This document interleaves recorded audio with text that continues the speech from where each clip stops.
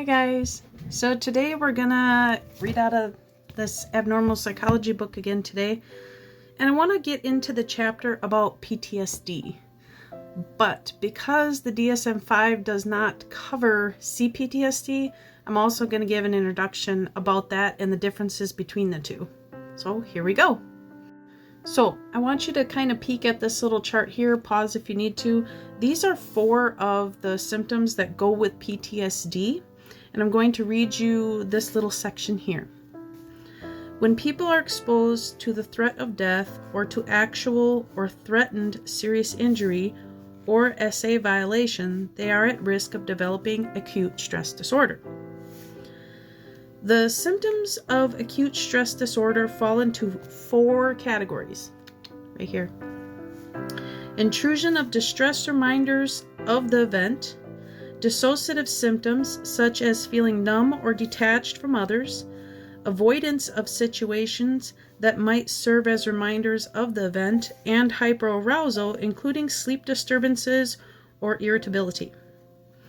The events that cause acute stress disorder may lead to longer-lasting disorders known as post-traumatic stress disorder.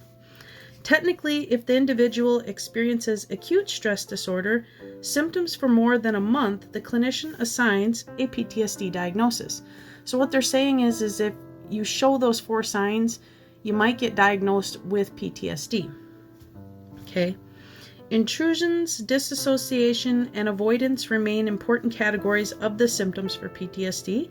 In addition, however, it includes negative changes in cognition, including loss of memory for the event, excessive self-blame, distancing from others, and inability to experience positive emotions.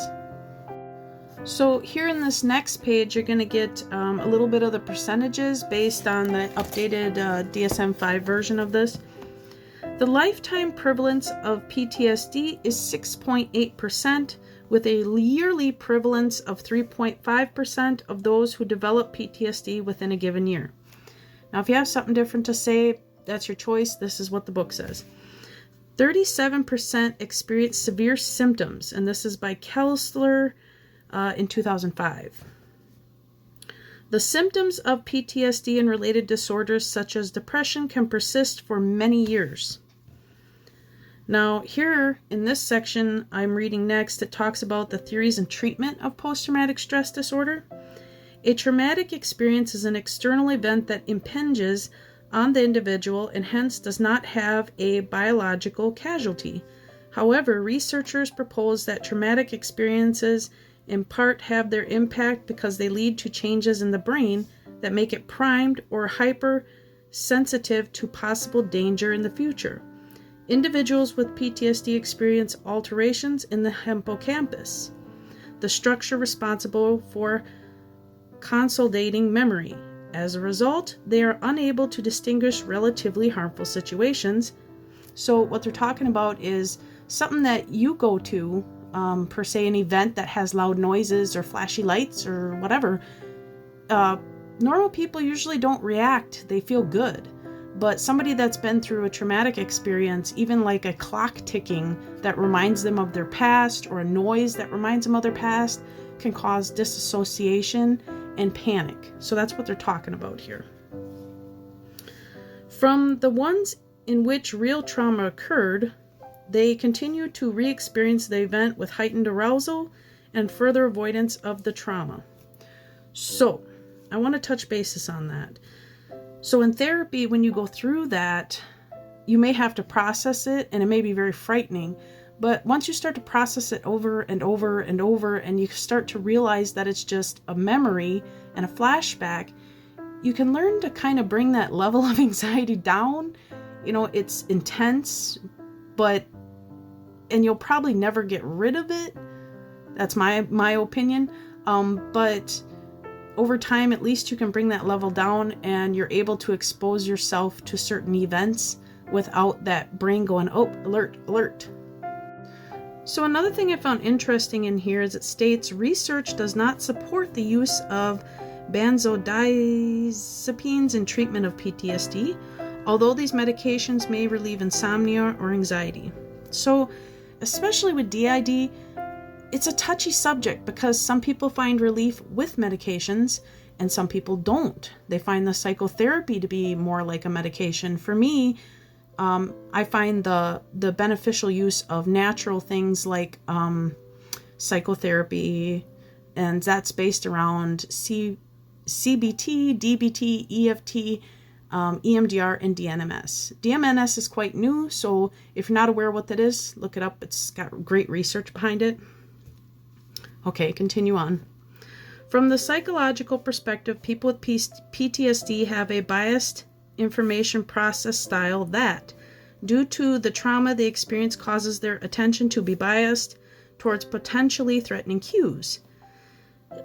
They therefore feel more likely to be under threat and also are more likely to avoid situations that they perceive as potentially threatening. So in other words, people that usually have PTSD, CPTSD, hence my reason for agoraphobia, is I find being in crowds and people because of my memories can cause me to disassociate or have fears.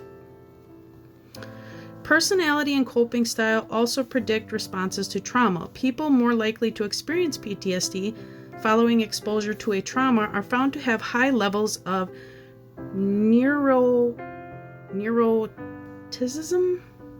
I'll have to look that one up.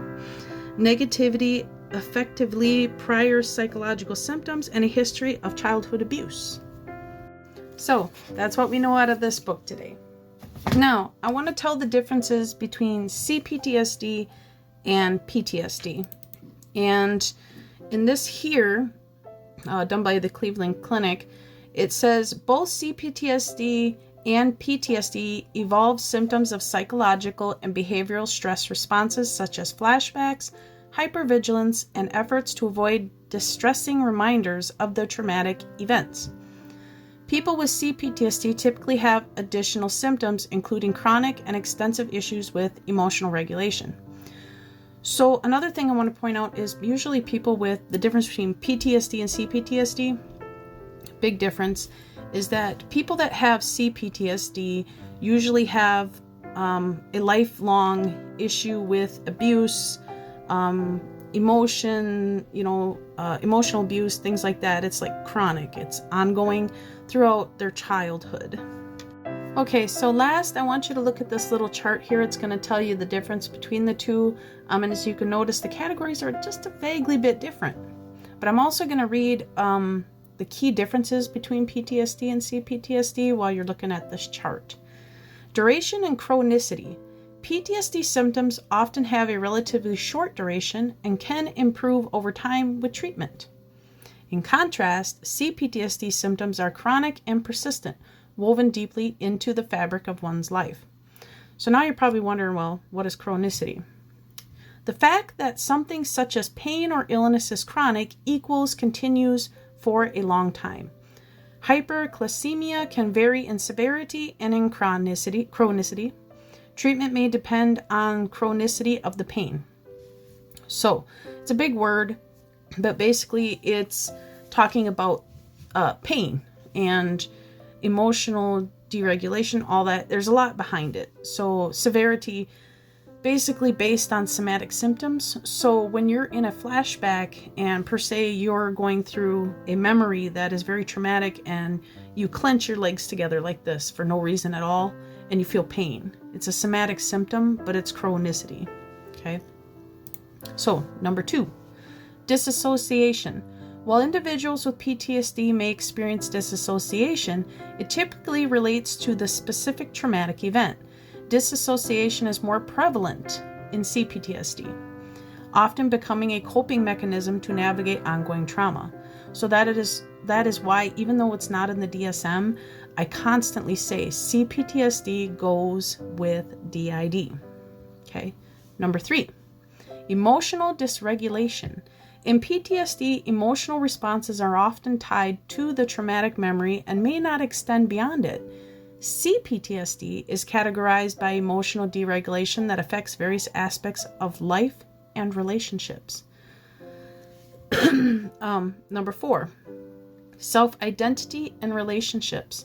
Self-identity in PTSD may remain relatively intact, with symptoms primarily related to the traumatic incident. In CPTSD, self-esteem, self-worth, and the ability to form and maintain healthy relationships are profoundly impacted. So what it's saying here, which is something I talk about quite a bit, is that with CPTSD, you are going to get a lot of different symptoms, a lot of different dysregulation issues. It's complicated and it varies person to person. It is also something that you have to process over and over because, how do I put this? There's two things with PTSD and CPTSD that I want to explain. PTSD is based on 1 to 3 incidents, okay? CPTSD is ongoing. It's like I'll use my story as an example, yours may vary. What it means is complex, and complex means ongoing. So for me, it was from like the ages of 2 all the way to in my late 20s. It was just constant chronic trauma, emotional abuse, domestic abuse, all added into one. So I hope you found this video useful. I know it's not as long. I was told that sometimes I drag my videos out. So you're welcome to share this with your mental health care professional, and I hope you found the video useful. So loves. Bye.